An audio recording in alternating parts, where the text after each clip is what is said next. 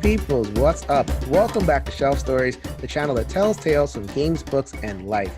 I am your host, Jason. Thank you so much for stopping by for this conversation, for this Kickstarter preview, for my chance to connect once again with two people who are on my podcast every night is game night a couple of times, representing Cara Games. Now that I've practiced again, I'm pronouncing it correctly, the Greek word for joy, enduring joy. Enduring joy, and not just any old joy, but the good kind of joy, the one that endures. That's right. So for Cara Games has published a couple of games we've talked about, including Soul of the Empire, and the game that we're going to talk about today and its expansion, which is Commissioned. I love this game. And we are talking about its expansion, which is on Kickstarter right now. We are it's a couple days into the Kickstarter by the time we post, but the name of the expansion is The Call. And I can almost, there it is. Oh, there's yes. the box. We lean out of the way. Commission the Call is the name. And thank you very much for having us on tonight. I think you have to lean back. Go ahead and lean back, like back into the green screen. I can't get far enough. Oh. Commissioned the Call. So we're going to be talking all about that, and we're going to focus kind of, we're kind of go inside out. So like, let's go to the core of the game, the core of what's being offered, and then kind of to bring in some of the, other issues. But let's start with the pitch. So I'm sure you've done a bunch of these interviews, and you kind of go around and do the Kickstarter, building the hype thing. I'm sure you have a pitch. So the call from both, I'll talk mechanics, and then Kat can talk to the theme. So mechanically, the call is adding a bunch of stuff into the game system that we're very excited about, right? So we're getting 2 new scenarios. That's in addition to the 5 that are in the base game. So now it'll be 7 total scenarios in the game, and they're totally turn the strategy on its head. So it's a new thing, and one of them in particular is very difficult. Passing the torch is the hardest scenario that's in the game system, and really geared toward people who are looking for more of a challenge. The next thing that we're adding is 2 new apostles, player characters, and then we're adding a solo play mode. So you can kind of make the game work by playing multiple characters, but that's not what this is, right? Mm-hmm. So this is an optimized, totally unique solo play experience. Catherine, your head is gone. Sorry. There you are. If you're listening on the One Stop She's lost her head. Oh. No, if you're listening on the podcast. There's a card draft. Yes. There's a rotating trial effect mechanic. There's new message die results. This is an optimized single player experience that works with all 7 scenarios that are in the game with the expansion. And then the last thing that we're adding is the chains module, which is an optional layer of complexity, again, for experienced players who are looking for more of a challenge. And this adds negative cards into the Faith deck for the first time. And those cards will affect both the player that has them and the team based on the choices that are made. We also are introducing a Restore deck, which is a whole new set of cards that players can use to help each other deal with those chains. So 2 new scenarios, 2 new apostles, a solo play mode, and the chains module. So chock full of stuff in this expansion. We're very excited. That's the mechanical side. Mm-hmm. Thematically. Well, actually, just to very, very quickly, the base game, reverse pandemic, right? Yeah, with a deck building mechanic and kind of sorted out and thematically immersive, I guess, is not that pandemic isn't, but one of the things that Commission has consistently been recognized for is how well the theme kind of oozes out of everything. And we wanted to make sure we continue that with the call. Wonderful. Okay, so let's talk about the theme, Kat. So the base game deals primarily with external pressures or conflict from outside the church and the trials that the church had to overcome because of those external forces. Like the Romans and the so there was religious oppression, government persecution, and then natural disasters. Mount Vesuvius just exploding in the middle of your game. Yep. Right. Sure. Not a good thing. Not a good thing.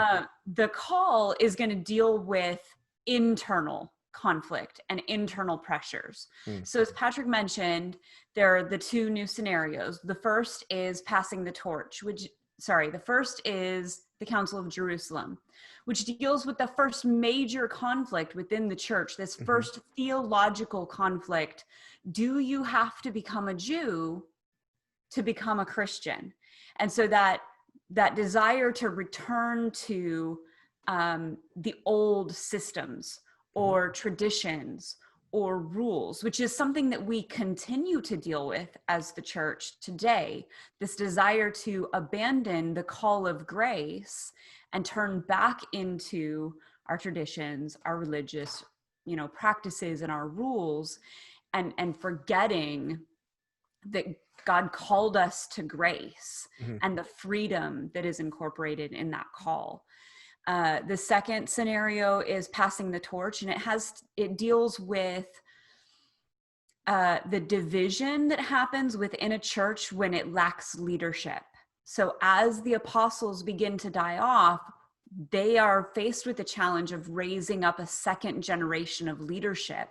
So passing the torch to this new generation of leadership, and the conflicts that happen within churches because of power struggles or selfish ambition as leadership is lacking. If you read the New Testament, like every church has a problem, and they're all different problems, right? But every church has got a problem because the apostles would create a church and then move on to create a new church. And that church that they leave behind needs a leader. And so how do you train up leaders fast enough to take care of all these churches?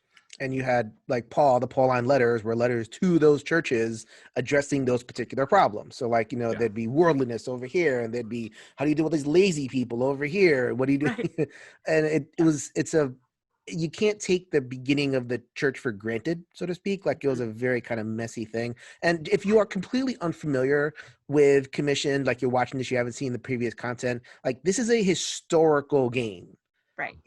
There's a theological perspective, right? And you don't have to know a thing about the church or history or the Bible to play the game. Like that's all just this setting of the game. And you play totally ignorant, and that's totally fine. Well, and I think that's an important part for all of our games. They're built that way, right? So we have two goals when we make games. And one is that a person of any faith background or none can sit down and have a great time playing. It's a good game, right? That's goal number one, right? Goal number two. It's a very good game, by the way, guys. It's a very, very good game. Goal number two is that a Christian can sit down and resonate with the theme at a deeper level and learn something along the way, having a good time, right? So this isn't an educational game, right? That's not what we're not out to tell you what to think or to force you to think a single way. We are just putting you into the circumstance and allow you to learn from there. So that's the scenarios. What about the apostles? Yeah, I mean, like you think of any historical game, like, I have Freedom up the Underground Railroad, that kind of sitting right over there. And, you have the coin game that's like soaked in all this history. Like it stands with those games in terms of like, there's history and it's there. Like you have like the separate book that kind of sums up the different characters and the scenarios and everything. Right. So, I think, what Kat was talking about with the kind of theological stuff, like that's the things that people are arguing about, that, and people in history are arguing about that. I really want to emphasize that, like, this is not a preachy game. This is not like, Bible categories or whatever. No. It's a steeped in history, but ancient history is religious history. That's just like, that you can't really escape that. So just letting people know what they're in for. But if you can get into, like, if you can just get over that little barrier, you're getting a good game. You're getting some good history. Well, and we specifically test with, atheists and Jewish folks and people from all different backgrounds to make sure that this is a fun experience for everyone. Most people will look at the art or the theme and say, no, that's not for me. And that's fine, right? But those people can sit down, and we continually hear stories from folks who take the game and they play it with, family members or friends who aren't Christians, and they all have a great time playing around the table, which is really the point of games in the first place, right? Yeah, absolutely. That's where that enduring joy comes from. It's from the relationships around the table, not from the game itself. Absolutely. But apostles, I think, is where we're going next. So we are talking. Well, actually, okay, go ahead. Sorry. Okay. So the two new apostles are women, which is not strictly not strictly biblically named as apostles. One was a deacon and one was a teacher. So we've gone with Priscilla and Phoebe as the new player characters. So now the ladies can sit down to the table and have, a face that they identify with and a character that they can choose that wonderful, feels good. But these are women who made major contributions to the early church. And so we felt it was appropriate to acknowledge the contribution of women. I mean, even in Jesus's ministry, his ministry was funded much by the work of women who were behind the scenes, feeding the apostles along the way. So they made a contribution. It was worth nodding to their contribution to the early church growth. And then chains. So the chains module thematically is dealing with sin. So if you've ever played another deck building game like Trains, where you have the trash cards, that is mechanically what the chains do in gameplay, is it's slowing down your deck. But as Patrick mentioned, the restore deck, I think, is the really beautiful thing thematically about the whole chains module. And it's simply exploring, what is this process of restoration supposed to look like? And do we do it right, or do we fail? Because telling someone that you see sin in their life is always ugly, but it's meant to be done in love and in grace. And so sometimes we do it well and sometimes we don't, but typically across the board, church does not do discipline well right now. And so we felt like thematically it was something interesting to poke our finger into and hopefully spur some conversations. Well, the reality is that we're all broken people. Yeah. Right? We've all got baggage. We've all got hurts and hangups. Yeah. I mean, so anyone who says that they've got it all together is lying to you through their teeth. And that's the issue you need to address. Right. But, and we're in that as well. But I think, there's the approach of wanting to help someone get to a healthier place is the heart behind restoring. And so often the person who's doing the approach has a different agenda going on, and that tubes the event before you're ever able to help the person. On the flip side, sometimes as the person, you just don't want to deal with, you're not ready to deal with what the person is bringing into light. And so the restore deck offers a choice from one player to another, and the result of the choice affects both players. And so it thematically and mechanically merges really well through that, and allows you to kind of explore that with some discussion. I think also the great thing about the negative cards is, like trash in your hands in a deck building game just takes away the opportunity for something else. The chains in your hand do that, but if you play them, they make the board situation worse for the entire team. But if you don't play them, they're going to take away your opportunity to get stronger cards in your deck building mature phase. So you have to you really have to work through and balance, who am I playing with? Do they have the ability to offset what we're dealing with as a team? Or do I need to take this one on the chin myself and save the team? And so there's some really interesting choices that come up from that simple dilemma. Do I hurt myself or do I hurt the team? Right. Which I think it also is worth saying that all of these components are like choose your own adventure. Like, you don't have to play commissioned with everything in the expansion box. Although I will. You will eventually, but you shouldn't start there. You shouldn't start there. We've actually, in the rule book, we've laid out kind of a chart of kind of start here. Like, if you know commissioned, here's the next layer, and now play it with this to make it more interesting, and then layer on this, and then so you can kind of build up to. At the warm beers were saying that they had played passing the torch with chains like 4 or 5 times and had yet to win it because it was just so stinking hard. That's as hard as it gets. That's as hard. Oh, but the one thing we haven't talked about yet is the art on the solo playboard. Oh, yeah. Okay. You want to cover that?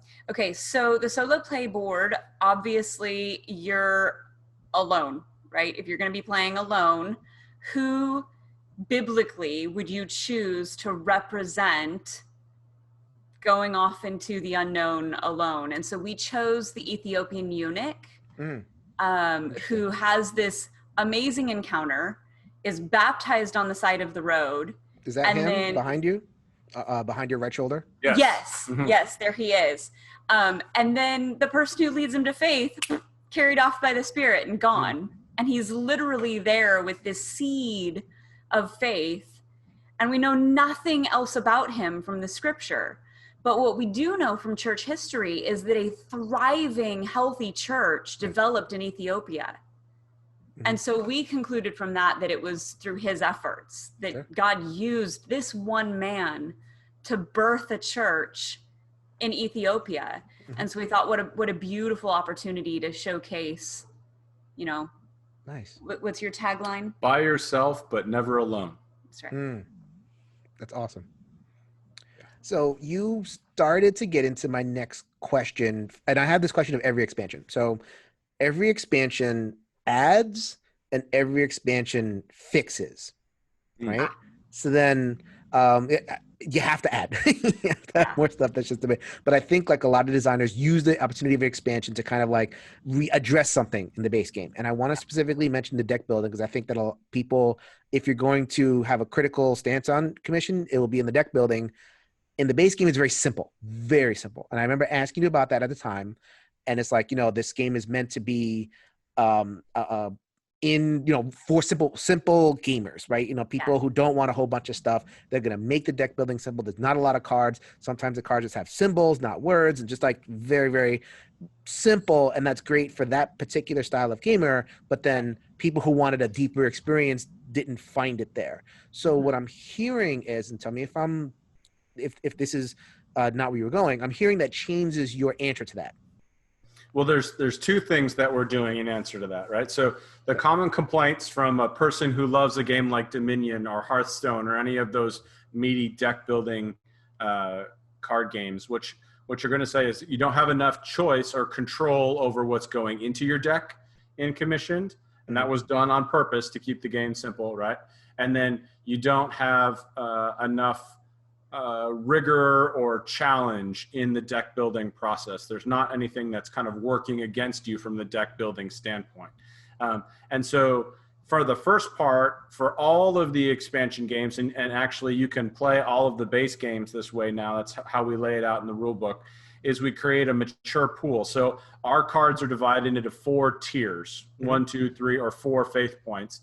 And so now instead of just drawing off the top of the deck and then choosing between one of 2 options, now the mature pool is created that has 3 face up at each level plus the face down. So you get a lot more options and a lot more control about what you're going to bring into your deck each time you go through the mature phase, which answers a lot of player control and randomness kind of issues. We are adding a bunch of new cards, new faith cards, options to get into your deck to deal with some of the new trials and the new scenarios specifically. So we've added at all different levels, 1, 2, 3, and 4 all have new faith cards being added to the game. So more options there, more replayability in the trials. And then from the chain standpoint, for people who want more challenge in deck building, then the Chains module is there. It is specifically made for you, right? And this is good. We tell you up front, it's going to make the game 15 to 20 minutes longer, but you're adding in the negative cards into your hand that complicate your choices, because the chains don't prevent you from, like, you don't have to get rid of your chains to win the game, but they're just going to slow everything down until you deal with them. And so you have to figure out, how am I going to deal with them? Am I going to be able to get them out of my hand early so that I can mature and continue to develop? Do I need to hold them so I don't get crushed on the board? Do my restore deck, does that help me? Does it hurt me because we do a bad job with that? Like, all of this works together and creates a much more satisfying deck building experience. Now, I'm not going to sit here and tell you it's a Dominion level, Hearthstone level deck builder, because that's not the intent, right? But this scratches those itches for the players who are looking for just more rigor in those systems. The other thing that I want to fix this is a silly thing, but the color of the player pawns in the base game, the orange does not match the tan on John's board, and that drives me bonkers. Guess who's responsible for that?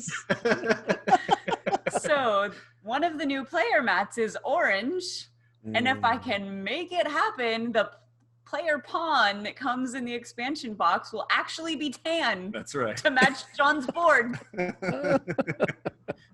Yep. I've learned to not trust myself with colors anymore. Right. The attention to detail is what I'm hearing. This game is very layered. Like I like to describe a game like this as like dying wool. You know, like you have to, it's multiple, like, you know, you have to kind of go in and in and in and in to make sure you get every single little corner, and there's no, and it's all smooth. And I feel like that, you know, in terms of the theme, the attention to detail, you know, this is for this gamer, this is for this gamer. It just feels like this game has just been worked and worked and worked. And it sounds like the call is addressing some of the areas that weren't dyed so hard. Like, okay, like more deck building and more color coordination, more representation, solo. So I'm curious about the solo mode, and I'm sure my audience is curious about that as well. You could have just left it there. Like you could have just left it at, okay, I'm going to play this as a 2-player game. It's fine. I love playing commissioned 2-player. Just, it's not that hard. Like the decks aren't that complicated. So it isn't overwhelming. Was that community feedback? Was that, or was that just like, so that was specifically community feedback? Yeah. I mean, obviously the design is ours. The design didn't come out of that, but the need for a solo play, a play mode, like a real solo experience, not just trying to make the game work as multiple players. That came out probably really heavily about 6 months after the game release. So mid 2016, we started to get named on a couple of Dice Tower top 10 lists, and the games were selling really quickly, and people started to think, well, can I play this solo, and how does that work? And for us, since our whole mission is about relationship creating and building through the game, that was not in our initial vision for this player experience. And so how do you take a completed player experience in a base game and change it to work for a solo player, but to give you the same immersive feel that you get in the multiplayer version, was really what we set out. And it took a couple of iterations to try to get to the right mix of mechanical randomness, but increased control. So like in the solo mode, you deck build every time you go through the turn. Every single turn, you're deck building. And that gives you more access to the deck as a solo player than you will have as a multiplayer type of experience, which again, you know, a certain group of the audience is really going to like that particular aspect of gameplay. But then how do you rotate the trial effects around the board when there's only one apostle, one player in the game? And so we had to come up with some new mechanical items to work at a very basic, simple level that don't interrupt and add a lot of overhead or station keeping to the game, but allow it to flow the way the systems were designed to work. And so that took some tweaking to get to. Okay. Sam Healy was the person who talked about it a lot on the Dice Tower. He's no longer with the Dice Tower, but I'm happy that I will be picking up that baton and doing a video for the Dice Tower when it comes down. So you guys will have the coverage. Oh man, I can't wait for that. Thank you. We appreciate that. We appreciate it. I'm sorry, guys. I can't be objective over here. I love this game. Good. Bias alert. Well, and you know, as a small company, commissioned is the game that has kept us in business. We have 4 games now, and this is our first expansion, but we have sold almost 6,000 copies of commissioned, which for a small game company, that's a huge deal. And so we are very thankful to Sam and to other reviewers like you that have helped us spread the word. As a small company, you know, with 3,000 games getting released every year, it is really hard to get noticed and for people to even know that you exist. And so podcasts like this and reviews and stuff, it makes all the difference in the world. All right. So there's all these different modes. I think we've covered everything in terms of like the call. Is there anything else that we've missed? We missed the solo, the representation in terms of the apostles. We got the color coordination, which we're going to try to address. The improved deck building. Is there anything about the call that we need to cover before we move on to some other topics? Well, I just want to say a personal thank you we have a small army of playtesters. Oh, sure. That getting this, especially the chains module. The chains module was very difficult to balance and tweak to get the right level of difficulty with the right mix of theme. Standard for me, I tried to put way too much into it, and it was way complicated. And then we oversimplified it, and it took 4 rounds of print and play public testing to get this expansion to where it needed to be to go to Kickstarter. And so we just want to say a huge thank you to the folks out there who have helped us test this game. It's made a tremendous impact for us. Outstanding. That's great. So that is Commission the Call, which is currently on Kickstarter right now. Go ahead and check that project out. I did want to check in with, I guess, Cara Games in general. And I don't hide it. I am a Christian person. I'm very, faithful. It's very active in my life, both in my work and outside. I guess like as a outwardly Christian company, we've talked about this before. Don't want to repeat the same things, but like it's been 4 years, and I guess just kind of like checking in and like, how is it going? Is it, has it been bumpy? Have you encountered issues with it? Or is it kind of grown and like flowered, so to speak? Like, I'm very curious about that experience. So you're asking about the company specifically. Yeah. Okay. I guess like the company and also the Christian identity and how it's interacted with the larger gaming space. How's that going 4 years into this little experiment? So we started Cara Games because there was no Christian presence in the board game space, right? When we designed Commission, we actually talked to 20 different publishers and wanted somebody else to do the publishing work, but they wouldn't take it because of the religious theme. And so we started the company to make an outlet for that. Since that time, there have been 3 or 4 other companies that have come along that deal with either overtly Christian or what you could call allegorical or metaphorical Christian type of games. There have also been the rise of several community groups within the board game space, like Love Thy Nerd, which sits over here, or Inroads, which is right next to it. Those folks and those communities do a great job of having meaningful conversations within the game space, kind of bridging that gap between issues of faith and issues that are really important to gamers and nerds of all different varieties, right? So kind of there has been a growth in the acceptance and the role and the place for Christian topics within the game space. For us as a company, it has been a bumpy road. So we released Soul of the Empire in October of 2018.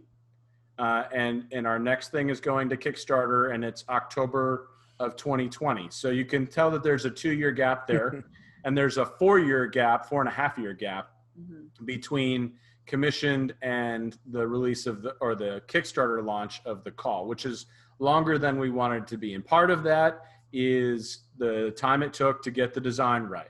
Right? We, as a small company, we want to make sure we get the design right before we release a product, because we don't have the opportunity or the resources to redo it.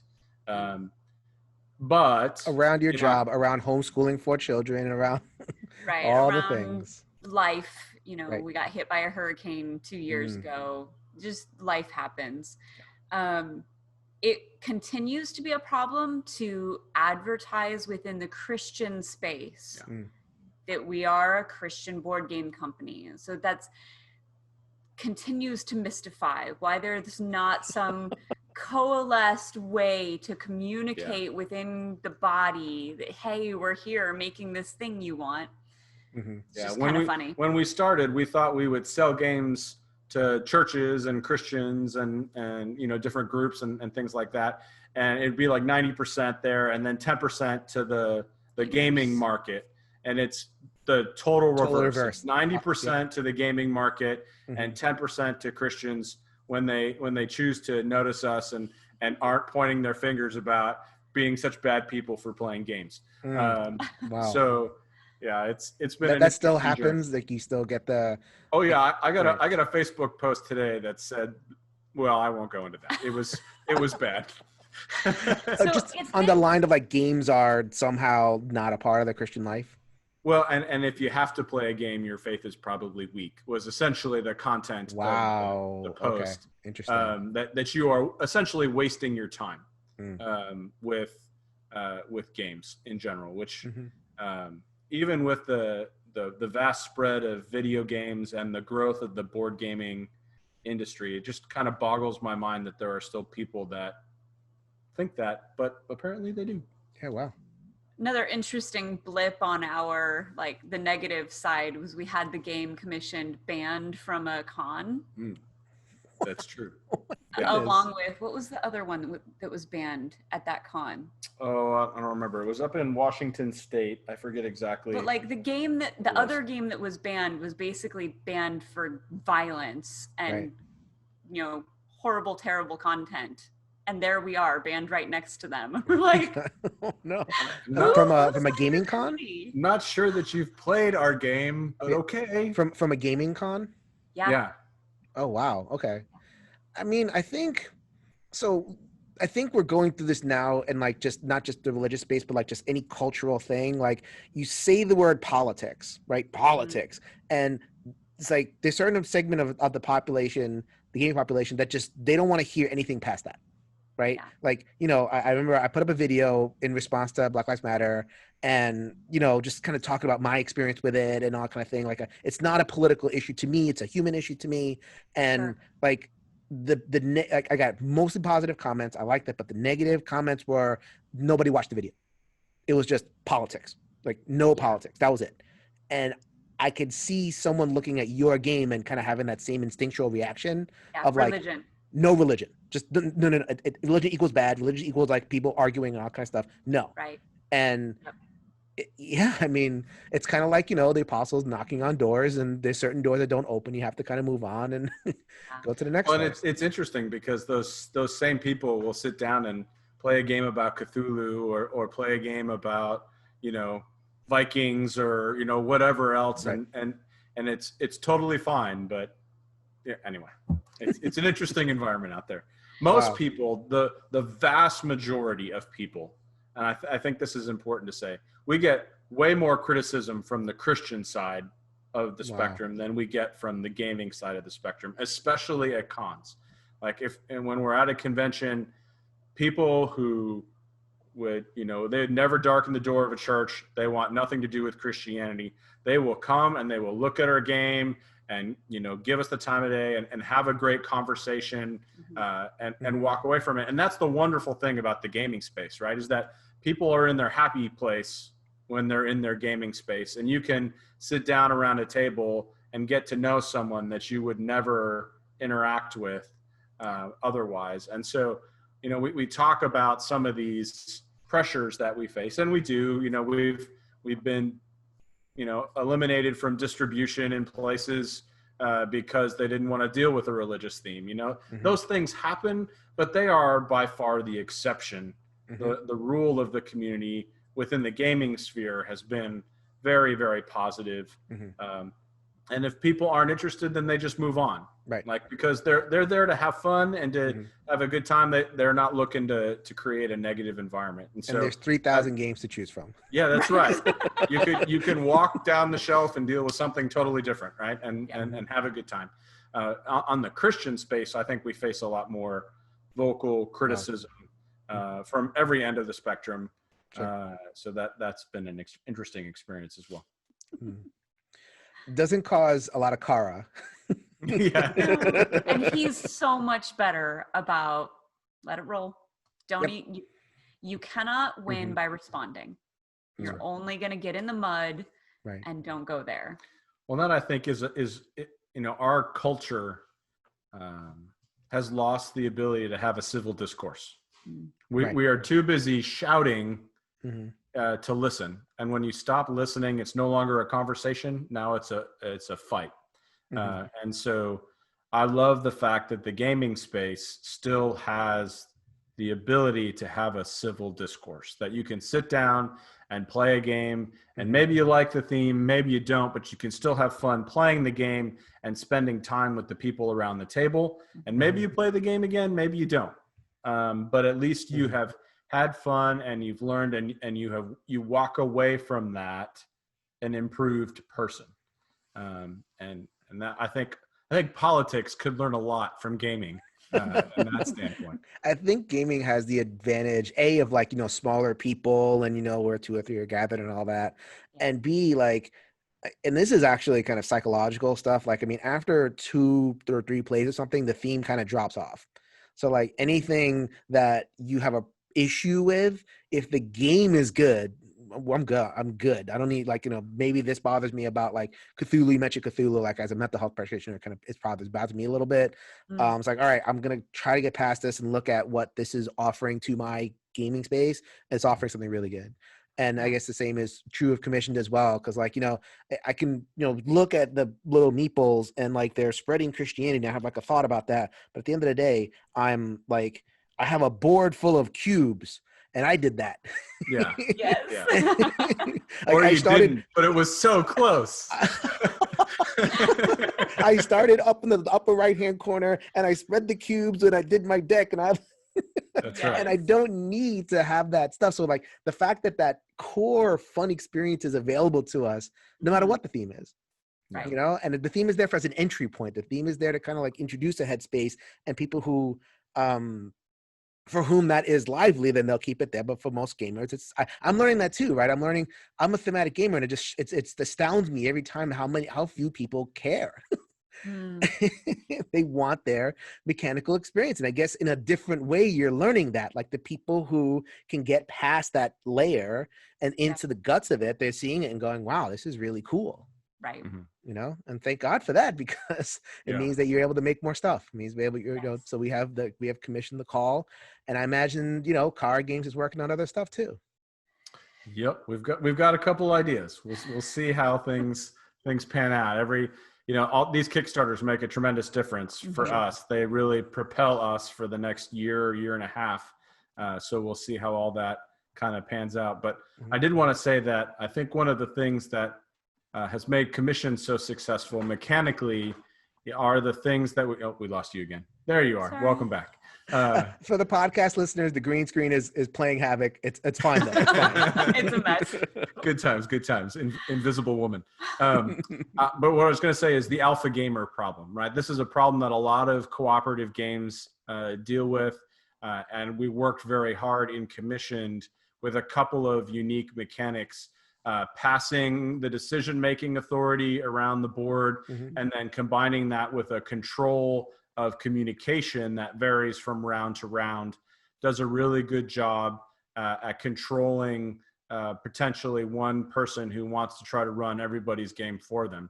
The other thing that commission does, because everyone is building their own deck, everybody has to make their own decisions about how they're managing their deck. And so there is a designated space for every player that nobody else can interfere with. And so if you're looking for a cooperative game that deals with that alpha gamer issue head on, then commissioned is one of the few that handles that really, really well. There's a couple of things in the base game, like the message die, you can only if it hit the message die. So do you have, is more of that in there in the call? So it's all built in. So in the same, it will work the same way. We didn't have to really add anything to fix that alpha gamer issue. We've just expanded kind of how it works in terms of the content that the players are dealing with on a turn by turn basis. But there wasn't anything that we introduced that broke that, so we didn't really have to refix it. Cool. All right. So we've talked about commission the call. We've talked about kind of the larger context, and I'm really surprised. These are some things that I would never have known. I've never kind of like gaming out your future. I've never would have guessed. So thank you so much for sharing your insights. I'm not sure how much you can share about future releases or anything like that, but is there anything that you can share or like indications of future projects, or is it more just kind of all percolating? So we have a couple of outside designers that we are working with for potential publication in the future. We can't really talk about those concepts at all because there are contractual things that would have to happen first. The one idea that we are toying with, and we have been toying with for a very, very long time, is a children's game. So if you're not familiar with Cara Games, we've got a cooperative game that's kind of medium weight. We've got an asymmetric strategy game that's a medium heavy kind of weight. That's Soul of the Empire. We've got a light strategy card game that's very basic. It's for entry level gamers called Three Seeds. And then we've got a social deduction game. So what you're picking up on is we don't have a genre of games that we fit in. We try to cover the spectrum. And so one area that we haven't at all walked into is younger gamers and creating a game for kids, say, like 7 and up. And that is a different design challenge to create a game that is fun for kids to play, but their parents will enjoy it too. So the game that we designed died in playtesting because it was a Noah's Ark theme, and some of the animals were dying, and the children did not like that. So if I was one of those playtesters, and I remember because the way you had it set up was like you actually kind of made choices on which animals died. Yeah. And the people I played with were like, what am I doing? I want to kill the animals. It had a shrinking board mechanic built into it, as the water was rising, kind of a thing. And Rescue Polar Bears really did this very well. And that came out. Yep, there it is right there.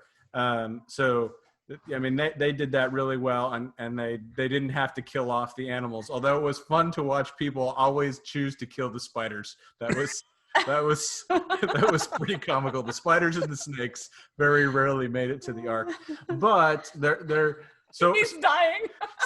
So what we've been working on is kind of flipping it around to, instead of the entrance to the Ark, the exit from the Ark, and trying to think about what it would be like to be coming out of the Ark into a fundamentally different world, and how that would have, what would have been involved for the people in the Ark and the animals in the Ark. And so we've been toying with some ideas of how we can make that work. And I think we have gotten to what is an exciting, potentially new kind of tile building, map laying out kind of mechanic. Requires a lot more work, but I think that in the future, if we get to do a kids game, that is going to be the core of it. And you put out a call on Twitter for playtesters, and you're pretty active in terms of reaching out to people. I mean, Cara Games, a lot of small publishers too, but I can definitely vouch for this particular company. Want your feedback. They want to make this a collaborative thing.